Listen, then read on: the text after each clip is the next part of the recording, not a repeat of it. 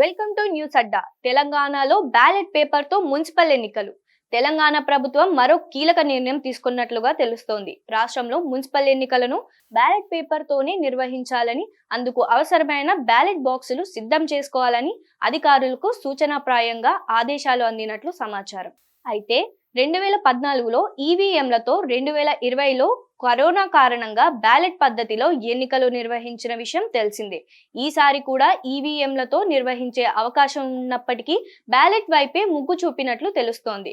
ఈవీఎంలపై కొంతమంది రాజకీయ నాయకులు, ప్రజల్లో ఉన్న అపనమ్మకం ఒక కారణమైతే బ్యాలెట్ తో ఎన్నికలు నిర్వహించడం సులభం, పారదర్శకత ఎక్కువగా ఉంటుందనే అభిప్రాయానికి ప్రభుత్వం వచ్చినట్లు తెలుస్తోంది. అయితే అధికారికంగా రాష్ట్ర ఎన్నికల సంఘం నుంచి ఈ అంశంపై అధికారిక ప్రకటన వెలువడాల్సి ఉంది. కాగా మరోవైపు తుది ఓటర్ల జాబితా జనవరి 10న ప్రచురణకు ఎన్నికల అధికారులు ఏర్పాటు చేస్తున్నారు. జనవరి 1 ముసాయిదా ఓటర్ల జాబితా కూడా విడుదలైంది.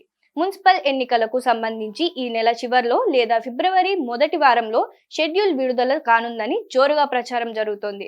ప్రస్తుతం రాష్ట్ర వ్యాప్తంగా 117 మున్సిపాలిటీలు, 6 కార్పొరేషన్లలో ప్రత్యేకాధికారి పాలన కొనసాగుతోంది. ఇక పంచాయతీ ఎన్నికల్లో కాంగ్రెస్ పార్టీ అత్యధిక స్థానాలు కైవసం చేసుకున్న నేపథ్యంలో మున్సిపల్ ఎన్నికల్లో తమదే విజయమని ఆత్మవిశ్వాసంతో కథన రంగంలోకి దిగుతోంది.